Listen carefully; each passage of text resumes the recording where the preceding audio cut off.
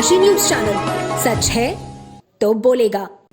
काशी के सांसद देश के प्रधानमंत्री नरेंद्र मोदी का कहना है कि स्वच्छ काशी सुंदर काशी, लेकिन आज सुंदरपुर वार्ड नंबर 50 में देखा गया कि वहां पर नाले के पानी, गोबर की गंदगी और कूड़ा सड़क पर ही फेंक दिए जाते हैं, जिससे स्थानीय लोग और वहां से आवागमन करने वाले लोगों को समस्या का सामना करना पड़ रहा है।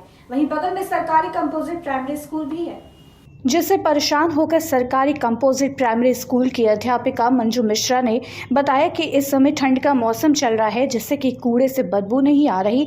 वहीं अगर गर्मी की बात की जाए तो यहाँ पर 2 मिनट भी बैठना मुश्किल हो जाता है और बच्चों को बाहर मैदान में बैठाया जाता है, जिससे कि बच्चों को मलेरिया या डेंगू ना हो सके। इस प्राइमरी स्कूल में यहाँ के सीएमओ भी आ चुके हैं और मंजू मिश्रा का कहना है कि उन्होंने उनसे भी शिकायत की है, लेकिन कोई भी परिणाम अभी तक सामने नहीं आया। कूड़ा जैसे का तैसे वहाँ पर पड़ा रहता है और उससे इतनी बदबू आती है कि कुछ कह नहीं सकते और नाले की समस्या आए दिन बनी रहती है। यहाँ के पार्षद भी इस विषय पर कोई भी सुनवाई नहीं कर रहे। पूरे क्षेत्र में इस समस्या को लेकर परेशानी बनी हुई है, लेकिन नगर निगम अपनी आंख मूंदे बैठा हुआ है। क्या समस्या बनी हुई है यहाँ पर और कितने दिनों से बनी हुई है? ये सालों से प्रॉब्लम है। ये विद्यालय के बगल से ही सीवर का पानी बहता है, वहाँ पे कूड़े फेंके जाते हैं, तो गाड़ी आती है ले जाती है, मगर वो 9-10 बजे तक आती है, फिर दिन भर कूड़ा पड़ा रहता है, कूड़ा सड़ता है, बदबू करता है, क्लास में बैठने लायक नहीं है बच्चों के। तो जैसे कंपोजिट विद्यालय है तो यहाँ लोग आते भी होंगे, यहाँ के बच्चे आते हैं, बच्चे यहाँ नगर निगम से भी लोग आते ही होंगे। हाँ, 350 बच्चे यहाँ पढ़ते हैं, नगर निगम की टीम आती है, मगर कोई आज तक उसका कोई ठोस सलूशन नहीं निकला। आप लोगों ने इसकी कोई कंप्लेंट की थी? हाँ, 25 बार हो चुकी। तो क्या कहना है नगर निगम का इस विषय? नगर निगम सफाई होती है, फिर नेक्स्ट डे वैसे ही हो जाता है। एक बार सीएमओ सर आए थे यहाँ, तो इस चीज़ को उनको वहाँ जाके हम लोगों ने दिखवाया भी था कि आप देखिए यहाँ पे बच्चे, मतलब ये स्थिति है कि बच्चे रूम की खिड़कियाँ नहीं खोल पाते हैं। सौरभ कुमार श्रीवास्तव भी और इधर पान वान की दुकानें भी हैं, सिगरेट पीते हैं, चाय पीते हैं लोग।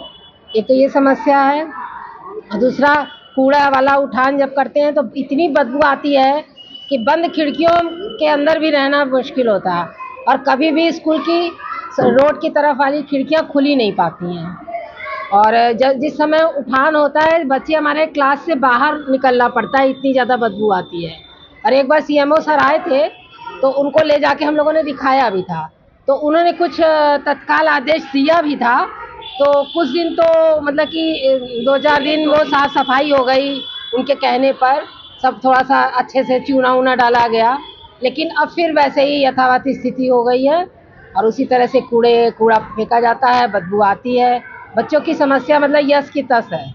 क्या मांग करती है मैम? मांग यही है कि विद्यालय के आसपास जो स्वच्छता रहनी चाहिए, विद्यालय के अंदर की तो स्वच्छता हम लोग कर लेंगे, लेकिन विद्यालय के बाहर की स्वच्छता के लिए तो शासन को या विभागीय जो भी लोग हैं उनको कुछ जागरूक होना पड़ेगा। गंदगी की वजह से डेंगू, मलेरिया। हाँ, यही है। हम लोग बच्चों को तो सिखाते हैं कि डेंगू से बचने के लिए आप गंदगी और कूड़े से मतलब दूर रहिए, उसको साफ सफाई रखिए, लेकिन बच्चे उसके संपर्क में तो आते ही हैं। वही रास्ता है बच्चों के आने का, जो बस्ती है, जिस बस्ती से बच्चे आते हैं हमारे यहाँ, रास्ता वही है, बच्चे उसको क्रॉस करके ही आते हैं। तो बच्चे इन्फेक्शन के उसमें तो आ ही रहे हैं और बच्चे बीमार भी रहते हैं। और इसकी वजह से आप बताती रहती है बीच में, लेकिन हाँ, क्लास में इतना देर बैठना पड़ रहा है बच्चों को, तो इस पे आप क्या कहेंगे? गंदगी के बगल में बच्चे परेशान होते हैं, हम लोगों से कहते हैं, तो बस यही है। अब हम लोग अपनी स्तर से यही कहते हैं कि जिस समय कूड़े का उठान हो रहा है और क्लास में रहना मुश्किल है, थोड़ी देर के लिए बच्चे फील्ड में आ जाते हैं। अभी तक कितने बच्चे बीमार हो चुके हैं? बहुत बच्चे तो वही थोड़ा बहुत तो बीमार रहते ही हैं, मतलब कोई ऐसा तो कोई वैसी बीमारी तो जो होती है डेंगू या ये तो सभी को होती है, लेकिन ये बदबू से बच्चे परेशान है। और बदबू तो मालूम है कि जब बैक्टीरिया होंगे तभी बदबू होगी। Sundarpur ward number 50। क्या समस्या बनी हुई है? समस्या तो ऐसी बनी हुई कि हम क्या बताएं। घर के सामने से निकलिए तो इतना कूड़ा, पानी नाला का बह रहा है, गोबर है, सब बहुत ज़्यादा दिक्कत हो रही है। सबसे ज़्यादा दिक्कत तो हम ही को हो रही है, क्योंकि मेरे घर के सामने है।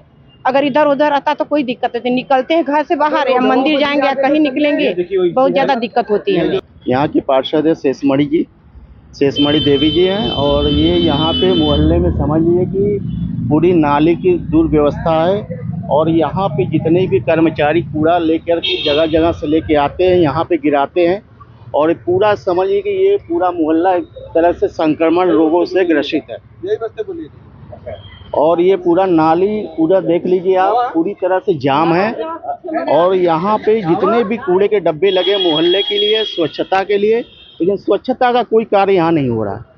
ये जो डेंगू मलेरिया इसके बचाव के लिए नगर निगम कुछ करती है या तो नहीं? यहाँ नहीं करती। अब जैसे कि अब सरकार की तरफ से है कि मलेरिया के लिए वो फॉग मशीन से जो है कि मच्छरों को भगाने का आता है, इस तरह का कोई भी नहीं होता। ना नाली में दवाओं का छिड़काव होता है। आप देख लीजिए चारों तरफ घूम करके क्या स्थिति है इस मोहल्ले की। देख रहे पूरा भरा पड़ा हुआ है, ये कब उठता है कि नहीं? ये तो इन लोग के मन के ऊपर है, उठाया नहीं पड़ा है। मोहल्ले के चारों तरफ के कूड़ा, यहाँ तक कि आसपास के हॉस्पिटलों की जो गंदगी निकलती है वो भी ला करके यहाँ पे गिराया जाता है। इसके लिए कई बार कंप्लेन किया गया, कई बार बोला गया, सूचनाएं दी गई, लेकिन इस पर कोई कार्रवाई नहीं होती है। और इस तरीके से देख लीजिए आप चारों तरफ घूम करके बहुत सारी दिक्कतें हैं। ये नाले की समस्या कब से बनी हुई? नाली की समस्या तो काफी समय से चल रही है। गोबर दिख रहा है, क्या कर रहा है गोबर? गोबर आगे मोहल्ले में कुछ लोग पशुपालन किए हुए हैं, उनका आता है। अब उस सूचना आप लोग नगर निगम को दिए कि गाय भैंस पानी में? ये सारा चीज सूचनाएं उनको है, सारी चीजें बताई गई हैं, लिखित भी दी गई है, व्हाट्सएप के थ्रू भी दिया गया है। यहाँ के मोहल्ले के निवासी जितने भी हैं सब कुछ समय समय पे सूचनाएं दी गई हैं। झाड़ू कूड़ा वाला समय समय पे आता है या नहीं आता है? झाड़ू वाले आते हैं, उनके मन के ऊपर है। जैसा यहाँ के कर्मचारी, जैसा उनको सुपरवाइजर अपना करता है वैसे आते हैं। क्या नाम है सुपरवाइजर का? मनीष। पूर्वांचल की खबरों से जुड़े रहने के लिए आज ही सब्सक्राइब करें हमारा YouTube चैनल डनकाशी। और हाँ, लेटेस्ट अपडेट्स के लिए बेल आइकन को प्रेस करना ना भूलें। और आपके पास है कोई जानकारी या है कोई सूचना तो हमारे दिए गए नंबर पर आप हमसे संपर्क कर सकते हैं।